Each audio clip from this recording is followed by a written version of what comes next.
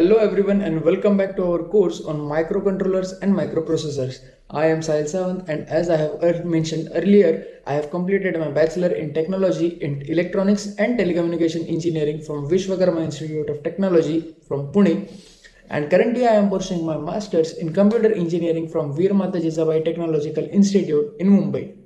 In this course, we are building a strong foundation in understanding how processes work, starting from their basic concept and gradually moving forward to advanced architecture and programming.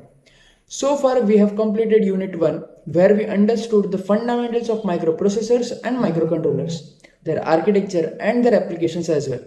In the last lecture, we compared the microprocessors and the microcontrollers, which helped us understand where each of them is used in the real world systems. From today, we begin with Unit 2, that is the instruction set and programming of 8085. In this unit, that is extremely important because it introduces us to one of the most fundamental and widely used microprocessors for learning, the Intel 8085. Understanding the 8085 will help us build a strong base for learning assembly language, programming, and the processor architecture as well. In today's lecture, which is lecture 6 of this series, we will focus on Intel 8085 architecture. We will begin with introduction to 8085, then understand its 8-bit characteristics, its 40-pin configuration, memory addressing capabilities, power requirements, and finally its evolution from the earlier 8080 processor to the currently 8086 processor. Let us begin with the introduction to Intel 8085 microprocessor. The Intel 8085 is an 8-bit microprocessor developed by Intel in the mid-1970s. It is one of the most important processors in the history of computer architecture education because it provides a simple yet most powerful platform to understand how a microprocessor works. The 8085 was designed as an improvement over its predecessor, that is the Intel 8080, with enhancements in performance, ease of use, and system integrations. It is widely used in academic learning because of its architecture is simple enough to understand while still covering the essential concepts of microprocessor operations. The 8085 microprocessor performs operations such as arithmetic calculations, logical operations, data transfer, control operations. It reads the instructions from memory, processes data, and produces the output just like any other microprocessor, but in much simpler and more understandable way. Now, let us understand what it means when we say that the 8085 is a 8-bit microprocessor. An 8-bit microprocessor means that the processor can process about 8 bits of data at a particular time. This means that the size of the data that the processor can handle in a single operation is 8 bits or 1 byte. The internal registers, arithmetic logic units, and the data bus of 8085 are all designed to handle the 8 bits data. This determines how the data is stored, processed, and transferred within the system. Because it is 8085 is an 8-bit microprocessor, the 8085 is suitable for its basic computational tasks and simple control applications. While modern processors are 32-bit or 64-bit, the 8085 still provides a clear understanding of fundamental concepts without the complexity of advanced architectures. Next, let us discuss the physical characteristics or the structure of 8085, which is its 40-pin configuration. The Intel 8085 is packaged in a 40-pin integrated circuit. Each pin on the microcontroller has specific functions. These pins are used to connect the processors to memory, input-output devices, and the power supplies. The pins of 8085 can be broadly classified into different categories. Some of these pins are used for address bus, some of them are used for data bus, while some of the control pins or signals and some for the power supply and clock signals. The address and the data lines are particularly important because they allow the processor to communicate with the memory and the external devices. Control pins are used to manage operations such as reading from the memory, writing to the memory, and handling the interrupts as well.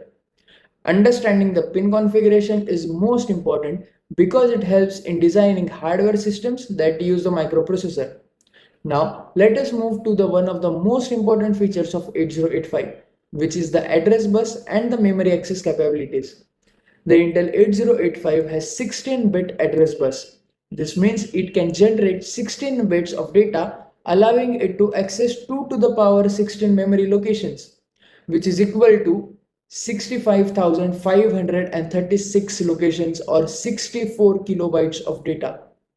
Each memory location stores 8 bits of data, so the total addressable memory space is 64 KB. Addressing capability determines how much memory the processor can directly access. For 8085, 64 KB of memory was sufficient for many applications during its time, especially in embedded systems and educational setups.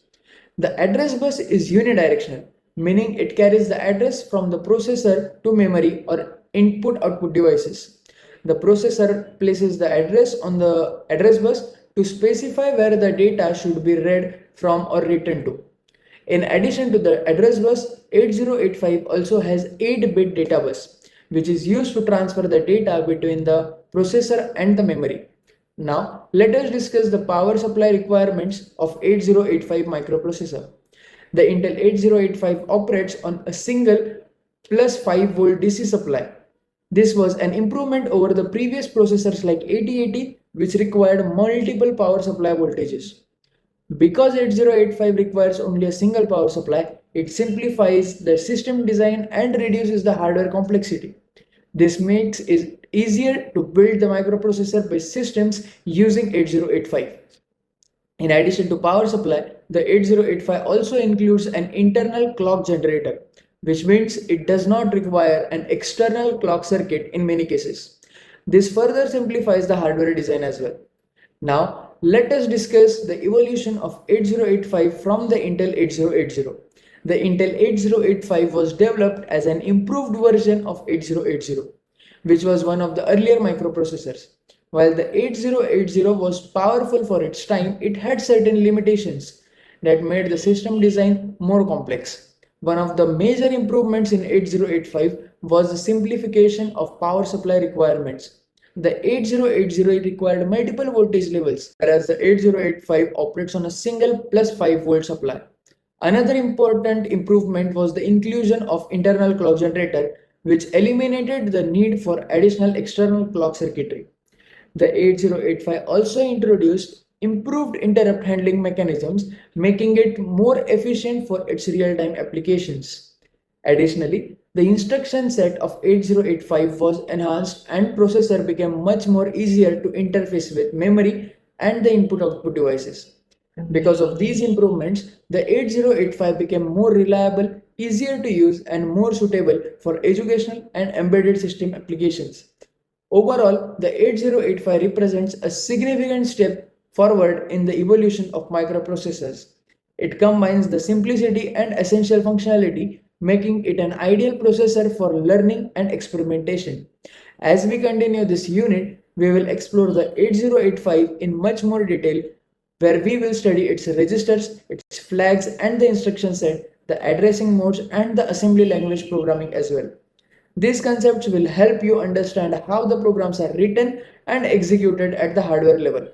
Now this brings us to the end of lecture 6, that is the Intel 8085 architecture. Today we introduced the 8085 microprocessor, understood its 8-bit nature, explored the 40-pin architecture configuration, discussed memory addressing capability of 64 KBs, examined its power supply requirements, and understood how it evolved from the earlier 8080 microprocessor. In the tomorrow's lecture, we will go deeper into the registers and flags of 8085 microprocessor. We will study the register sets, accumulator, program counter, the stack pointers, and flags, and understand how they are used during the instructions execution. If you are enjoying this course and want to build a strong understanding of microprocessors architecture and programming, make sure to subscribe to my channel and stay tuned for the upcoming lectures in this series. Until then, thank you for watching and see you in the next lecture. Subscribe to my channel and follow me for more such updates on engineering and science related videos. Have a great day.